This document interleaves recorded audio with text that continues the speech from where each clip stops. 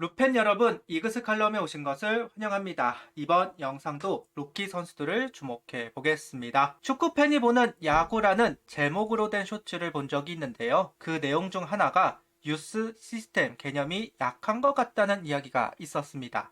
어느 정도 공감이 되는 이야기이기는 합니다. 그래도 아예 없는 것은 아니죠. 로컬보이, 프랜차이즈라는 단어로 간접적으로 좀 더 챙기는 면이 있기는 하니까요. 고향팀 이 근거로 FA가 되기도 합니다. 전국 지명으로 바뀌면서 더더욱 희석이 된 개념이기는 하지만 그럼에도 지역픽은 중요합니다. 자완, 강건우, 외야, 박주진 선수와 함께 로컬보이 투수가 있습니다. 오늘 소개할 선수는 바로 11라운드 황희성 선수입니다. 한국 야구의 시작이 정치라서 그런지는 몰라도 로컬보이에 대한 애착 분명히 있는 것 같습니다. 임종찬 선수 응원가에 로컬보이라는 단어가 들어가기도 하고 문현미 선수에 대한 애착도 도시현 선수와 비교를 하면 좀 더 우리 선수라고 느끼는 분들이 많이 있는 것 같습니다. 충청권 고교 야구 학교는 북일고, 대전고, 세관고, 공주고, 청주고 정통성이 있는 학교들의 비교적 최근에 야구단을 창설을 한 대전 제1고, 천안, CSBC, 아산BC 등 충청도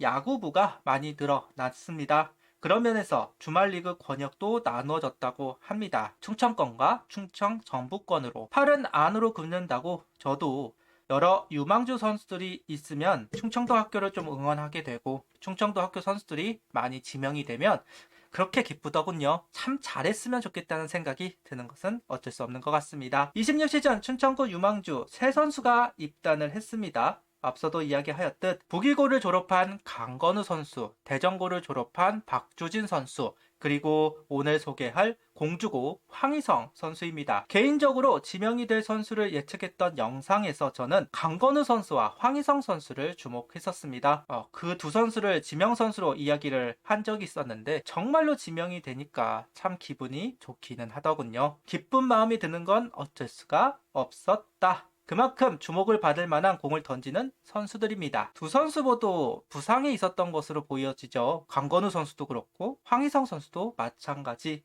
특히나 황희성 선수는 야수였던 선수이다 보니까 그런 면에서 좀 더 조바심을 냈던 것 같기는 합니다. 결국 그 부상으로 순번이 밀리게 되었네요. 충분히 6라, 7라에서 이름이 불릴만 했는데 하나로서는 행운으로 작용한 것 같기는 합니다. 이름 황희성, 공주고를 졸업하고 11라운드로 지명이 되었습니다. 키 180cm, 78kg, 우투 우타, 정통파 선수입니다. 최근 충청권에서 가장 떠오르고 있는 팀이 바로 공주고입니다. 대전고의 입지를 넘보고 있다 이야기를 듣고 있는데요. 그만큼 상승세를 타고 있는 학교 중 하나입니다. 아직까지 전국고 학교 평가는 아니기는 하지만 주목해봐야 하는 학교임에는 분명해 보입니다. 팀 내에서는 김규현 선수가 하위 순번 반란을 일으키면서 1군에 올라와 투구를 했습니다. 황희성 선수도 김규현 선수처럼 하위 순번 반란을 일으키면 좋겠습니다. 박찬호, 노장진, 안승민, 김규현, 곽도규, 양수호 속구 하나만큼은 확실한 선수들이죠. 황희성 선수의 속구도 확실한 선수입니다. 저는 개인적으로 마지막 순번의 선수를 기대합니다. 7라, 8라, 9라 선수들보다는 마지막 순번의 선수가 더 많이 데뷔를 했기 때문입니다. 하나 스카우트 팀은 대학에 가야 하는 선수들, 부상이라던가 경기 소화가 적었던 선수들라던가 투수에서 야수로, 야수에서 투수로 바뀐 선수들을 지명하는 케이스가 많았습니다. 18시즌 김진욱 선수, 19시즌 박윤철 선수, 20시즌 김승일 선수 등 1군에 데뷔를 했던 선수들입니다. 물론 성공적으로 안착하지는 않았습니다. 그래도 다른 하위 순번 선수들보다 확률이 높은 것은 사실입니다. 이제 승지환, 이민재 그리고 황희성 선수가 그 계보를 이어갈 필요가 있습니다. 앞서도 이야기를 했듯 야수에서 투수로 전향한 선수입니다. 고1은 투수 훈련을 했고 고2는 경험을 쌓고 고3은 결과에 대해 평가를 받고자 했을 텐데 하필이면 부상이 있다 보니까 21이닝만 소화를 합니다. 2승 2패, 5몰렛, 27 삼진, 평균 차지점은 5점대로 아쉬운 성적표를 얻었습니다. 좀 장점으로 이야기할 만한 건 역시나 삼진 부분이라고 할 수 있겠죠. 볼넷을 5개 내주는 동안 삼진이 27개를 얻어냈다. 1이닝당 하나 이상을 기록했다는 부분은 속구의 무브먼트, 제구력 이런 부분들이 확실한 장점으로 이야기할 만한 선수라고 할 수 있을 것 같습니다. 그래도 평균 자책점 5점대 그리고 부상 이력, 투수로서의 경력도 짧기 때문에 다른 팀들은 대학에서 좀 더 지켜보려고 했겠지만 하나 스카우트는 대학에 갈 선수들 중 환경만 조성이 된다면 나아질 선수들을 미리 확보하는 것이 좀 특징이기 때문에 그런 구단이기 때문에 황희성 선수가 딱 입맛에 맞는 선수가 되었다고 생각을 합니다. 심지어 로컬 선수이다 보니 고민도 하지 않았을 것 같기도 하고요. 황희성 선수가 어린 시절 주현상 선수에게 사인을 받았던 적이 있다고 합니다. 공교롭게도 주현상 선수도 야수에서 투수로 전향한 선수이고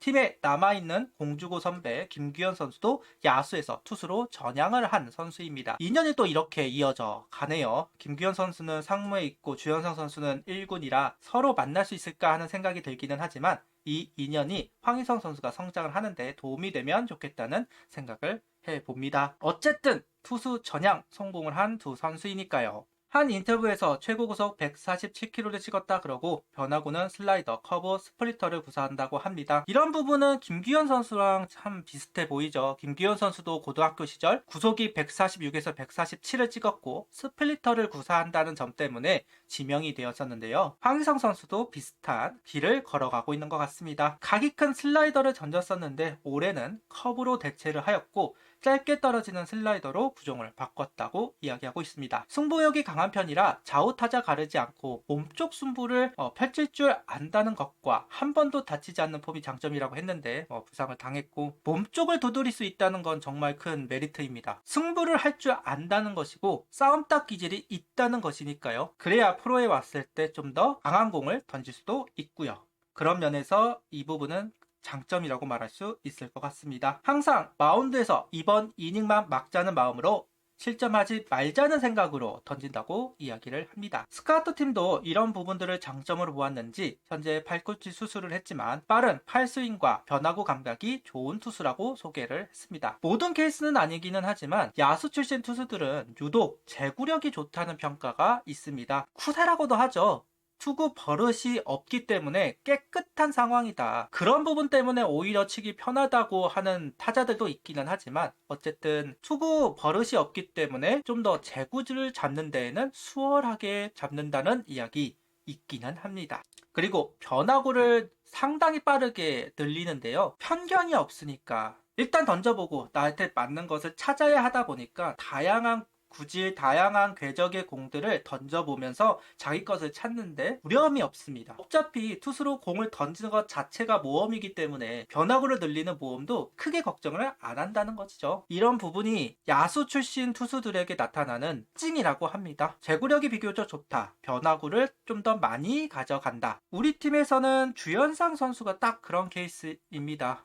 계속 주현상 선수가 연상이 되는 것은 어쩔 수가 없는 것 같습니다. 개인적으로 황희성 선수의 장점은 속구에 있다고 생각합니다. 참 매력적입니다. 김규현 선수 같은 유형이라기보다는 주현상 선수에 더 가까워 보이는 선수입니다. 구속이 나올수록 차고 올라가는 속구를 가지고 있는 주현상 선수인데 황희성 선수의 투구를 보면 그런 느낌이 드는 피칭을 하고 있습니다. 아무래도 인연이 있고 같은 경험을 한 선수이다 보니까 연구를 좀 했을 것이고 그러다 보니 닮아가는 것이 아닌가 하는 생각도 듭니다. 주현상 선수 같이 성장을 해준다면 더할 나위 없이 반가운 일이겠죠. 모험을 만들고 군대부터 해결을 하려고 할 텐데요.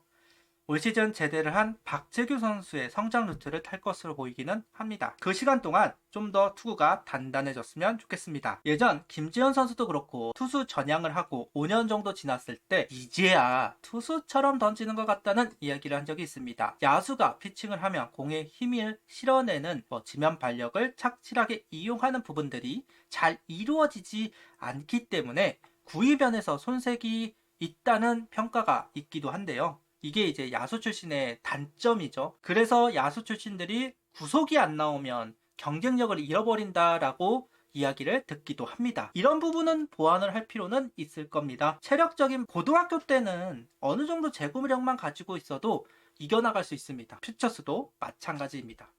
근데 1군에 올라오면 웬만한 제구력으로는 이겨나갈 수가 없습니다. 그만큼 완성도가 다르니까요. 황희성 선수도 그런 부분을 더 생각을 해서 제구력을 좀 더 완벽하게 구사한다거나 부위를 좀 보완할 필요는 있을 겁니다. 불펜은 많을수록 좋습니다. 워낙 소모성이 짙은 포지션이고 로봇 심판이 도입이 되면서 더더욱 세대 교체는 빨라지고 있습니다. 대개 3년을 보는데 최근에는 2년만 지나도 구성을 다시 해야만 하는 상황이 되는 것 같기는 합니다. 계속해서 새 얼굴이 등장을 할 필요가 있습니다.